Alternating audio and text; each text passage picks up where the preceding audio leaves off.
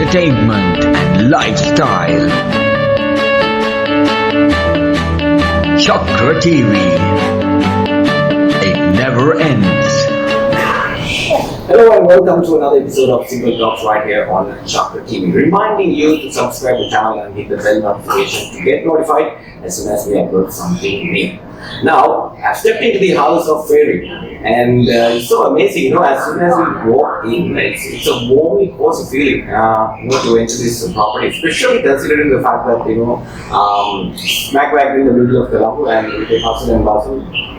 Ashok Ferrey, welcome to the show. Thank you. Good to have you on the show. Thank you, Minol. Thank you for having me on the show. Tell me about this property. No.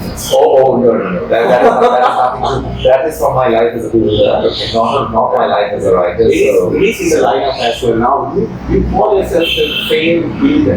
So, failed builder is the writer Ashok Ferrey. How did that concept come about? Complete accident. I still think of myself as a builder, and I'm still failing every day. So it's no different. I'm equally a failed writer, I have to say, because none of the books I've written have ever won any prizes. So that's probably the best. Maybe it's still in the past, So yes. Someday in Kannada, people will come with a prize and put it on. Let's take it as a compliment again. Yeah. So tell me about this failed builder concept. What's that all about? It's a bit of a joke, really, but I became a builder by accident in London. I was an electrician, and I ended up working on building sites in London, and I got myself a loan with great difficulty, and almost failed, and it actually didn't. And then it went on, and so on and so on. It's all in this book, which I'm sending together. You should check this title. So it says The Unmarriageable Man. Okay. We'll talk about the book in a little bit. Yeah. Okay. This writer, the Ashok Ferrey. Okay. So how did you get into writing? Again, when was the start? Complete random. Okay. My father got cancer in 1998, actually, and I was his only child here. My brother's in New York, my sister's in London. So I had to take him to Maharagama and do all the stuff. And there were lots of very difficult decisions to make. Do you operate, do you not operate, because he had other complications, etc. Anyway, all that was very stressful for me. And I remember bringing him back from Maharagama one day, and he collapsed on the bed. I went into the next room, got a little Rahima's exercise book and a pencil, and I wrote that first story in like half an hour, 35 minutes flat. So it just shows that stress for a writer is actually a good thing. If you're very stressed, somehow your mind finds ways of survival. It's a sort of survival technique, and it comes out in some other form. So basically, maybe it gave you the drive, that you get writing. Yes, or a need to express myself in a way that was not completely sad, because actually that book, Call to the People, is one of my funniest books. But in fact, it was written at a very sad time. Likewise, this one. Although this one is not particularly funny, but I find that when you're in moments of great stress, you need to express yourself. So to any artist, I would say, stress is good. Don't get out of it. Don't discount it. This book, The Unmarriageable Man. Okay. Tell me a little bit about this book. Well, actually, this is the story. Let me ask you: is it something personal? Is it something that you experienced? Yeah, I think any writer who says that the book is not personal is a complete liar. Okay. Every writer uses their personal aspects for things. And this is a book that took me 20 years to write because 20 years. Because it is the story of my father's death and my kind of survival. I've juggled everything around. The father in this book, I'm sorry, my neighbor is very noisy children. That's very good. The father in this book is not my father. My father was the loveliest, gentlest man. But I had to make my father a little more spicy. And he's made up of some other people who shall remain nameless. I can't tell you who they are, but it's a character study in a South Asian name. Is he somebody that you know? No, it's a combination of people. Oh yeah, I think you know these people, yes. It's based on more than one person. Okay, now the thing that caught my eye was the title. Yeah. Well, The Unmarriageable Man. Yeah, well, the title is a complete misnomer. It's a complete not a lie, but you know what I mean? It sends you on the wrong scent. It's a red herring. I'll tell you why. It was originally meant to be called the unreadable sky, which is a metaphor that keeps coming up in the book. You know, you look up at this unreadable sky. What does life mean? It's just like a blank page, like a blank screen. I keep saying that in the book. It's a blank screen of an unreadable sky. But when this was sent in India, it was bought by Penguin India, Penguin Brattle House. They said unreadable sky. This is generic. This doesn't mean anything to anyone. It's too plain. It's too neutral. Let's think of a better title. Then my editor said, well, how about unmarriageable sky? Because that's a phrase that comes up in the first couple of pages. So the marketing men leapt on it, they loved it. Because it sounds then like some man who's, but actually it's nothing to do with married. Yeah. I do describe my father as a quintessential unmarriageable man. Okay. But that's like almost randomly, you know, that's not his real character. Of course, he was married, he had me as a child, you know.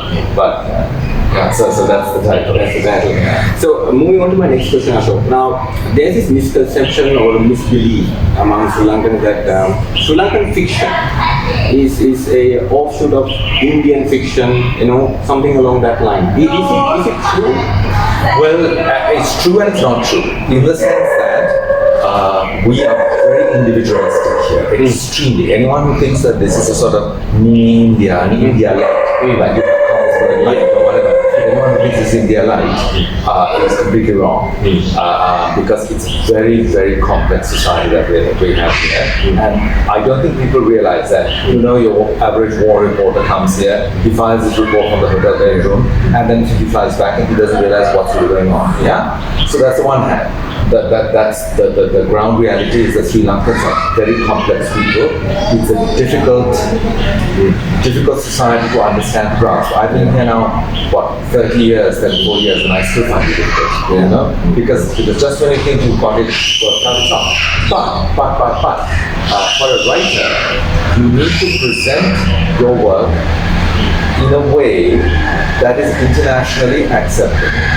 Now that is something I think we Sri Lankan writers fail to do. We think this is the center of the world, and it is. But anyway, this is the center of the world. We will write like this. We don't care what other people think. If they don't like it, they will leave it. Again, back to the complexity. Exactly.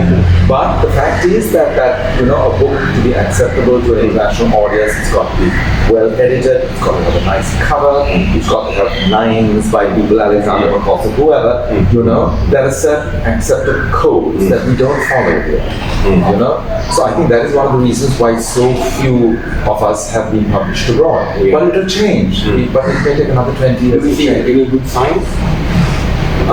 Now I had a little event at Barefoot 2 nights ago. A lot of young people there, so that was a good sign.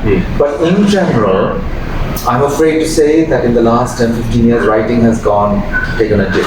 It's nothing to do with COVID. It's the fact is that you had a brief renaissance in the early 90s when you had Carl Muller, Nihal de Silva, many very good writers who were internationally acceptable. You know, Nihal didn't get that. Not that he could have won. Now, had he survived a few more years, he would have been published. You know, that's all. I tend to think that maybe it's due to the technology, you know, with the e-books launch coming into play.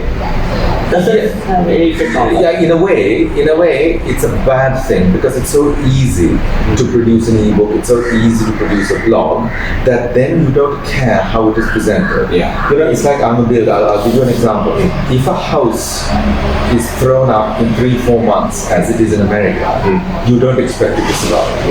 Yeah. And most American houses, the next person who comes in remodels it, which means they break it down and start it. We take 2 years to build a house here, and it lasts forever. Because one person will live in it 30 years, sell it to another person, they will live in it another 50 years, and it goes on and on. Because we build with bricks and mortar and good metal, etc. Whereas if you build a cheap house, it's built with plywood and chicken wire and perspective, and you know. So it's the same thing with writing. So if it's easy to write, like in a blog or an e-book, there's a great danger that the standard will be low. Because you're just clicking away, you just shoot off something. I find it myself. So still, after 20 years, if I have to write a magazine article, I do it straight on the computer. If I have to write a book, I write it in an exercise book with a pencil. The very fact that it's difficult to write means that your mind is editing it all the time. Yeah. So you write something that is more long lasting. I don't know. It's It's a yes no situation. Now I personally feel like taking the book into the hand and smelling it. Remember the days? Yes, yes. The book. Yes, smelling. So we missed that out on Yeah. So that's something for the younger generation to think about. Yeah. Moving on to my next question, Ashok. How is the enthusiasm for the fiction in Sri Lanka? I think the enthusiasm is there. We don't have enough of a choice. And we have some great bookshops, but economic constraints, financial constraints, etc. We don't have enough of a selection. You have very eclectic selection, so you have Barefoot, which is a wonderful collection, but it's very particular. You can't go in there and say, I want this in this book. You won't find it. You will find their taste there. And then Saraswati, again, very good bookshop, but it's their selection, which they are very good bookshop, their selection. So we miss that huge range that you find in other countries where you can walk in and they're clicked up on the computer that says we have only one book left or we have no books, but if you come back in 3 days' time, the book will be here. We don't have that. But that's economics that you can't really help it. Tell me about the Goa Literary Festival. How has that helped? Hugely. I cannot emphasize how hugely, because the thing is, it gives Sri Lankan writers a platform. Okay, now you can say that we can have lots of local festivals and that'll give us a platform. Not enough. You need a sort of an international platform. And that is the only festival that had an international forum, an international kind of, it thought big. So you invited international authors. Now, there is nothing that gets a local writer more competitive than seeing international writers. And then you want to live up to the mark. And that is a very, very good philosophy. There's nothing wrong with it. There was a lot of fuss when it first started. Why are we having these people coming here? What can they tell us about our culture? Well, they don't. They can't tell us anything about our culture. But the very fact of having them there means our standards go up.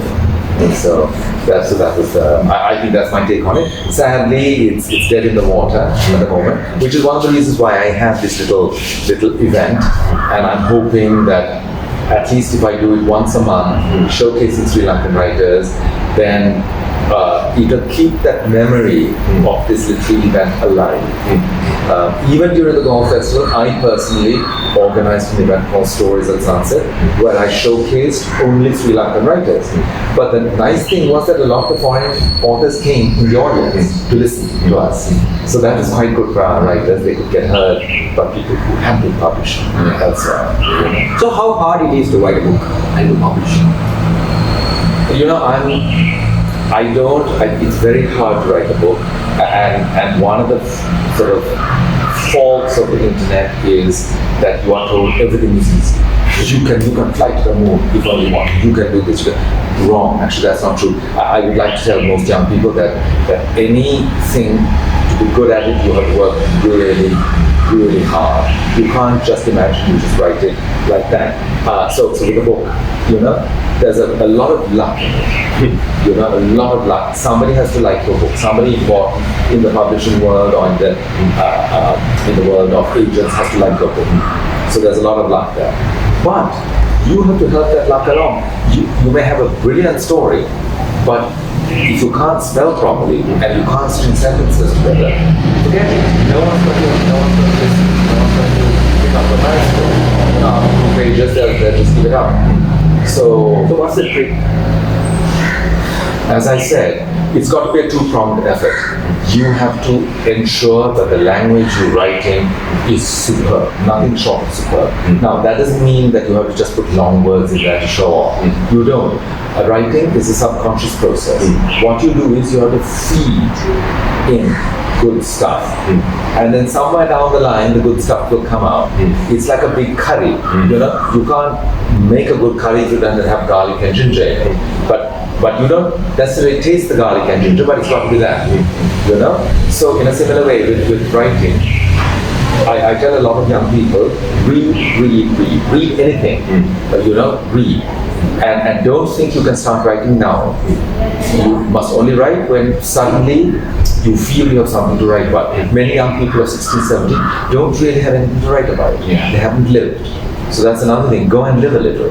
Don't be in a hurry, because when you're ready to write, it's a biological thing. It'll come out of you. I started writing at the age of 42. You know, so if this idiot can do it at 42, any idiot can do it. You know, so and when I started writing, it just poured out of me.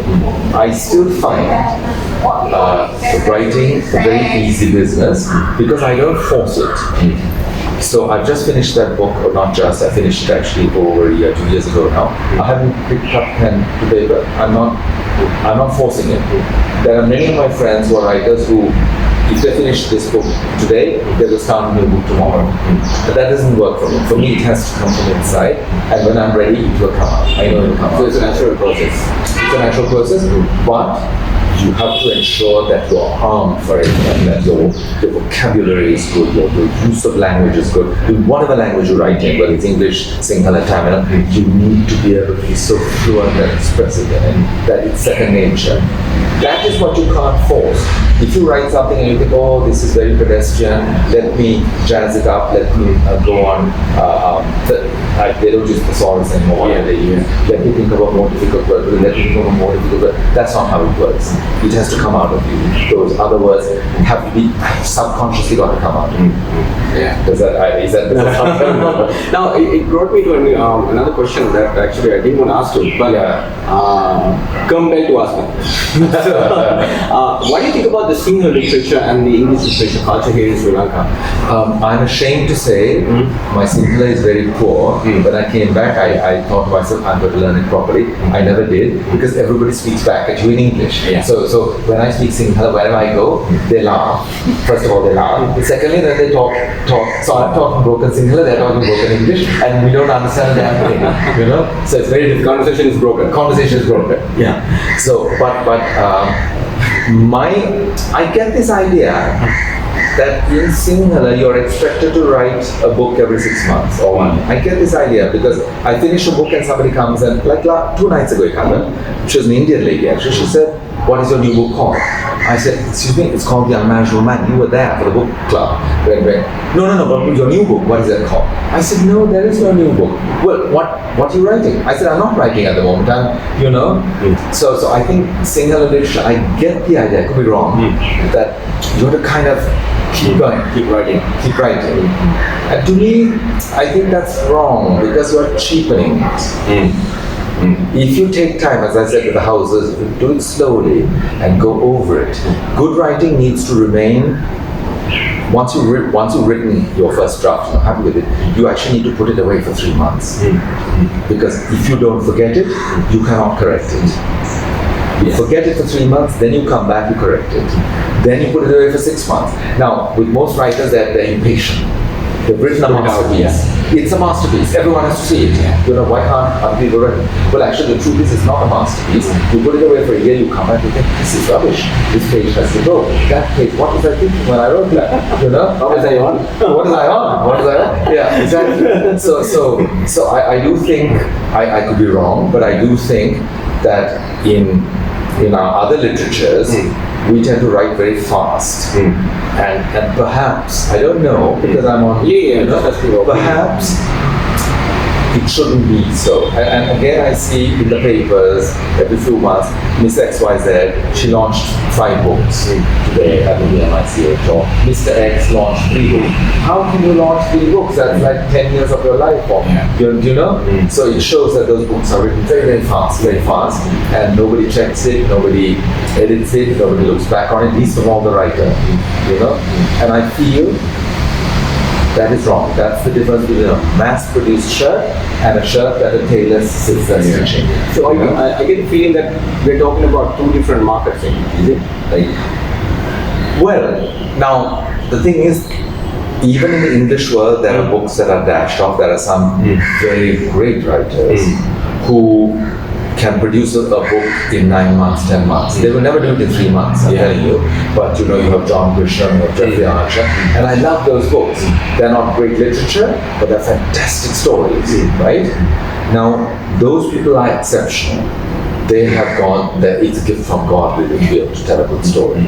They're exceptional. And they're rewarded by God because they sell 500,000 copies, unlike the rest of us. So they're very, very lucky. But the thing is, unless you are a writer like that, don't imagine you can do it in 6 months, 9 months, 4 months. Speaking of selling, how hard it is to market a book? I mean, at the end of the day, it needs to sell. It needs to sell. Well, we Sri Lankans were the world's worst sellers of anything. We can't even sell the image of our country, Everyone has such mistaken ideas about our country. But I can tell you, we sell everything. Do we? Yeah. Our grandmothers do. We sell everything. But it is incredibly difficult to market. And there is something rather bad that I notice in the West, which we mustn't fall prey to, that you are expected, if you are particularly from the third world, if I can use that expression, we're expected to write misery tales about war or about genital mutilation or about disease, because those people in the West, certain readers, expect that. They can't expect, or they don't like it to write about a prosperous family somewhere, because that's not what they've been told by the newspapers. I went to London recently to launch this book in London, and my sister, my old sister said, "Is it true there are people dying on the streets in Colombo?" I said, "What?" She said, no, we've been told that people are dying on the streets in Colombo. It just shows how bad we are at marketing. If my own sister would think that things are so bad. So to get back to books, we have this mistaken notion that you put a book into a bookshop and it will fly off the shelf. Wrong.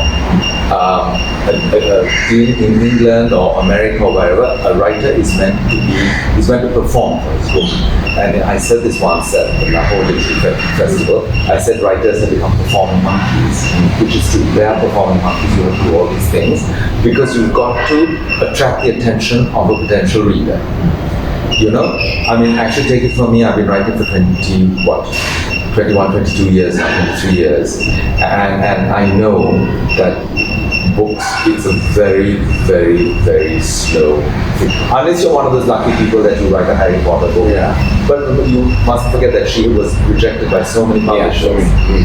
So if there's luck, but there's a lot of hard work. It's one of the reasons why I do events like the World Festival or the Cement Foot or whatever, because writers need to show their face, and so I invited 7 writers to come and read, and a lot of people came just to see who Vivian Marie Porton was, or who Lal Madhavathigara was, or who Ramajira Singh was, because otherwise you think of them as mythical characters sitting in some ivory tower writing masterpieces. That's not how it works, So very short answer, very difficult to market. So what would you say to a writer who's making his ends meet by writing alone? I mean, we get a lot of that. Yes, there are a lot of writers in Sri Lanka who are just, depending on writing. What would you say to them? No, good on you. It is one of the most difficult professions on earth to make a living out of writing. I take it from me, It's if I wasn't a builder on the side or doing other things or lecturing, I wouldn't be able to survive on just writing books unless you're in that lucky John Grisham category. You can't really. Even the best writers, even if you won the Booker Prize or whatever, trust me, you're still a university lecturer or a teacher or something. So it's a side hustle basically. It has to be. I think it has to be. Or you could be lucky and your journalism can keep you alive, but on the side you write what you really want to write, So it's a monk's game. Only a fool like me would go into it. So tell me about the publishing part when it comes to launching a book. How hard it is here in Sri Lanka to publish a book? Anywhere, it's almost impossible. You've got to get an agent, because a publisher will not look into a book unless it comes through an agent, right? And getting an agent is more difficult than being published. Especially for a new writer, you need to spend your own money and get really published, is it? No. In the proper publishing world, an editor likes what you've written, an agent likes what you've written, then they pick up the phone and call their contacts. Because the publishing worlds are quite small.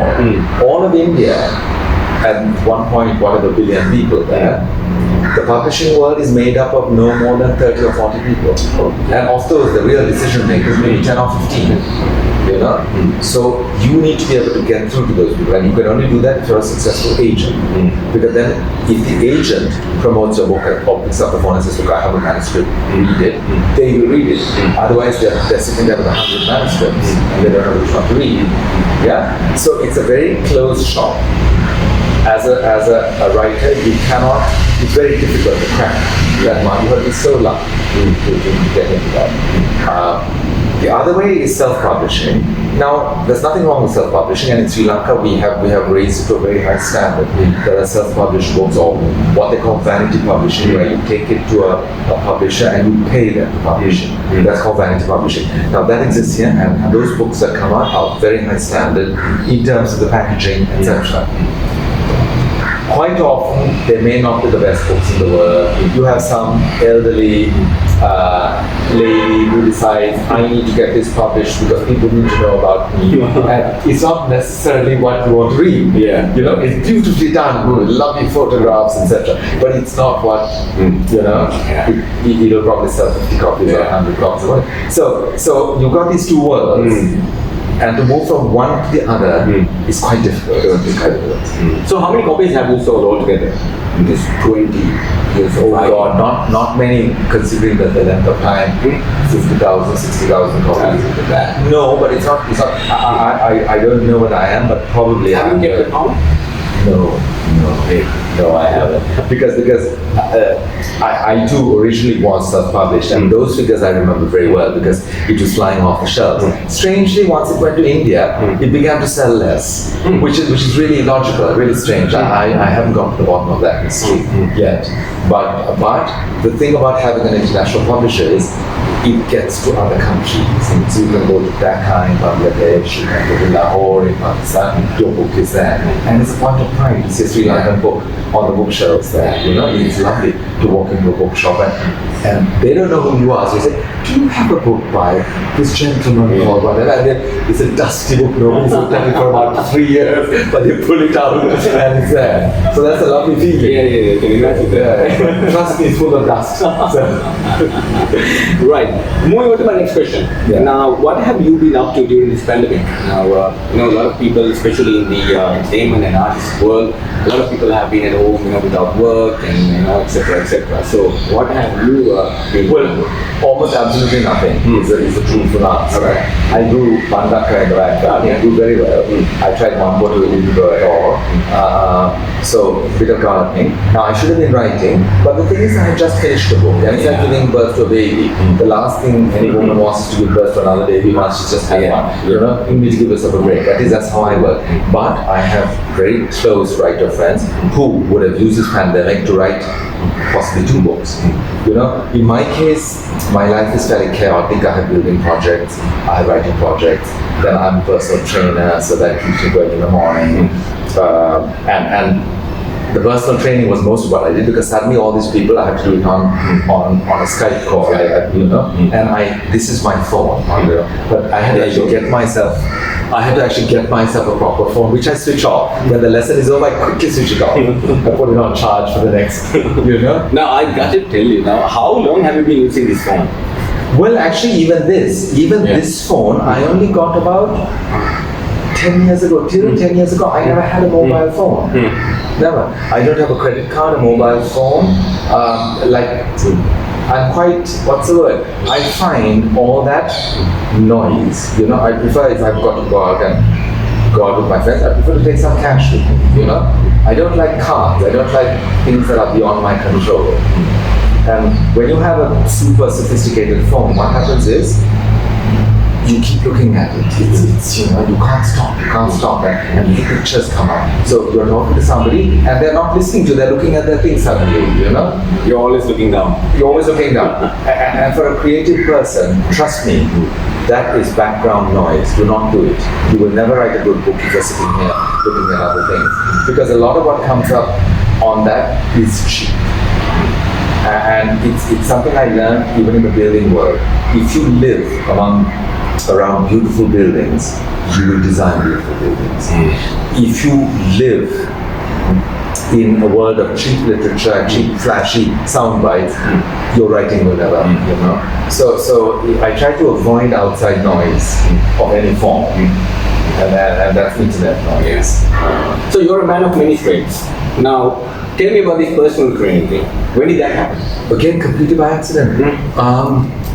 Somebody who was curating the very first golf festival, so that was a long time ago, 2006, I think, 15 years ago, she got engaged to be married. It's an Australian girl. And she came to me and said, "Can you train me?" I said, "But are you crazy? I have never trained anyone." But she knew I went to the gym and for my age, because I'm really very old, I was okay, quite fit. She said, "No, train you up." No, she said, "So just to train me. We have 6 months till I get married. I need to look really good." So I did, almost as a joke. And you won't believe it, I mean, she was pretty fit anyway, right? So my job wasn't that difficult. But when she got married at a place called the Tea Estate, and when she appeared, everyone went, "Oh!" She looked like $1 million as she floated down that aisle in this little pavilion surrounded by tea estates. She looked fabulous. And then straight away there was a diplomat's wife who said, "Oh, I hear you've done wonders with Miss XYZ, can you train me?" So, it's word of mouth. Word of mouth. But the answer is, again, completely biased. My life is a whole series of random occurrences. And that's something I would also tell any young person. Don't discount that randomness in your life. Don't think, this is what I'm going to do, I can't look right or left. Once you're in something, then do not be disturbed by outside noise. But always keep yourself open. Don't say you can't do something. Don't say you can't write, I've never written before. As I said, at the age of 42. And I remember going to my publishers, Ferrey and begging them. I said, "Please, just print 500 copies, 200 copies." Because I thought I had enough 200 old aunties that I can force them to buy a copy. But they said, "Are you mad? We're print copy normally produce 1,000 copies, and 1,000 copies went in about 2 weeks." So you never know.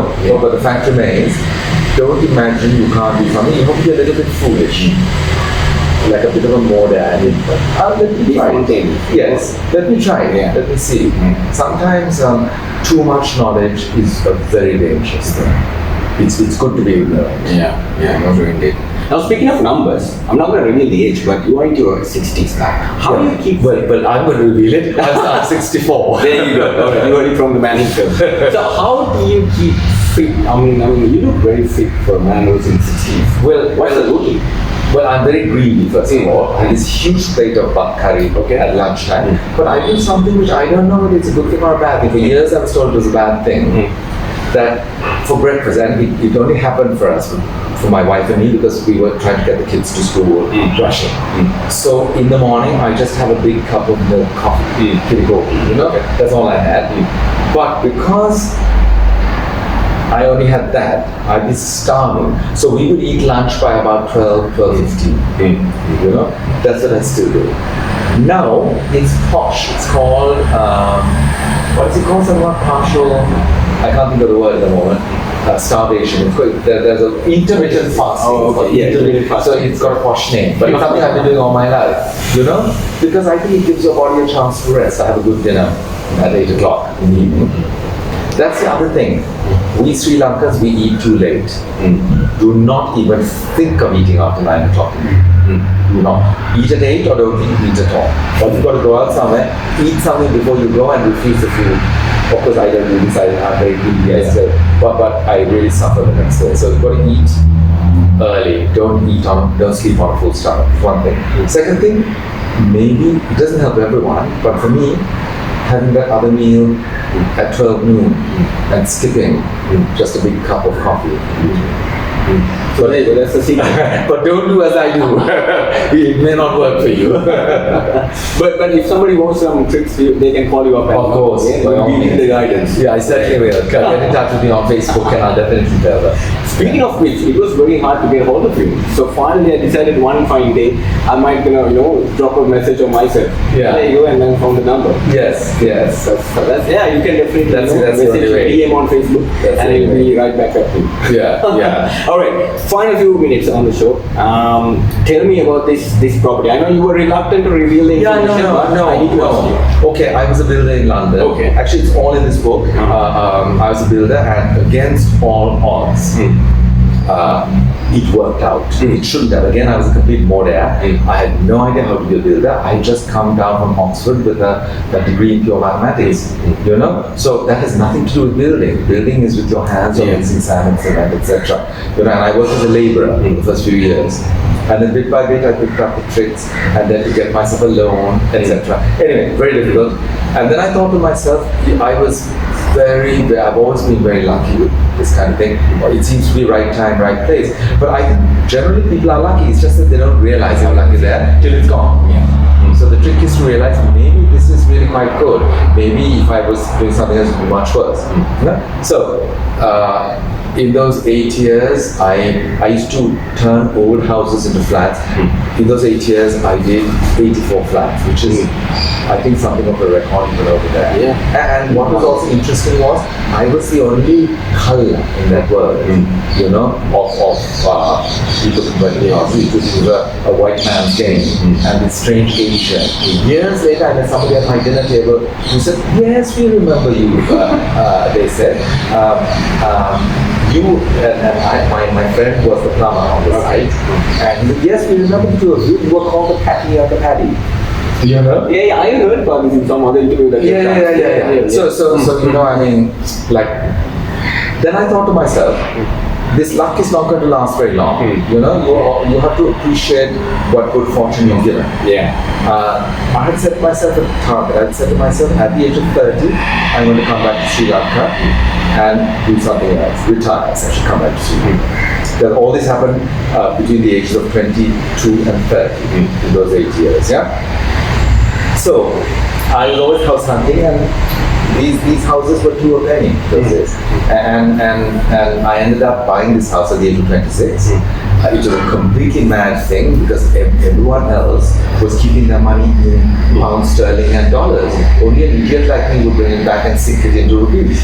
But I did, and I've never regretted it. I've been really happy doing it. But it is quite an idiotic thing to do in real life, because if I had invested that money in, say, property, London or New York, it would be worth very much more. But who cares? I don't want to live in London or New York. I want to live here. So there you go. That's the answer. That's the answer. So tell me about this movie setting. Now this house has been the house for I think John Abrahams in Water. Yeah, many movies. Many movies as well. So how did that happen? I mean, do you market it or do they find you? No, it's again by accident, and usually it's quite difficult to find it. Generally, what happens is people ring the bell and say, and then I usually put them off and say, then after that, sorry, I should that you wreck the house, which is also true. Movie guys wreck the house. Be very careful when you do it. But there again, I'm a fool. I like it because when the set designer comes in and he dresses the set, and I look into the little monitor, I can't breathe. It's so beautiful, you know? There's something that each set designer sees it in a different way. There was one South Indian movie which sadly never got made.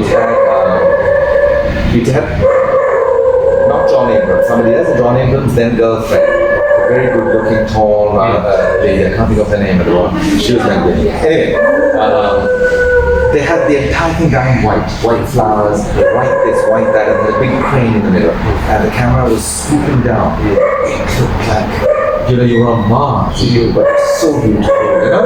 And for me, it's a great pleasure because houses are like people. You can dress them differently.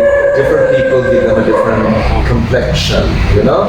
And I love seeing it. And when it's on film, it's there for life, you know? So even now, when I look back on the house in Water or Midnight's Children or Bob the Velvet or Funny Boy, you see it in a different avatar. It's really a different avatar. So what was the last movie that was shot here? The very last one, it hasn't come out yet, about Pablo Neruda, done by Oh yeah. I've seen the trailer. Yes, it looks kind of interesting. I haven't seen it yet, but they had one usual party scene, was it? Well, again, it looked nice. I mean, I'm sure I haven't seen it yet, but Yeah. Right. The final question. What's on the papers? What's What's next? When will the next child be born? I don't know. There's something cooking in my head. But that's the other thing. Resist the temptation to write straight away. At least that's my advice. If you want to write, don't just sit there, wait till it, it's like a child being born. It can't be born too early. It's a process. It's a process, and it's biological, and when it's ready to come out, it will come out. So it's in there, but it's not quite together. I know it's not quite together, but I don't worry about it. And when it happens, whether it's in a year or 2 years, as I said, I'm quite lucky. When I do start writing, it happens in 3 months. The first draft comes out in 3 months, and the whole book is ready in like a year. But then what people forget is there's like 3 years behind that where it's cooking. So this is his latest book, The Unmarriageable Man, and this is in the shelves. Yes. So you can walk into any shelves and get the book, or you can simply DM him on Facebook, just like I did, and get hold of him and get more details. Right. So that's the wrap, Ashok, and thank you so much for being with us on Simple Talks, and we'll meet up again soon. We'll certainly. Right. We'll catch you again with another episode of Simple Talks right here on ChaKra TV.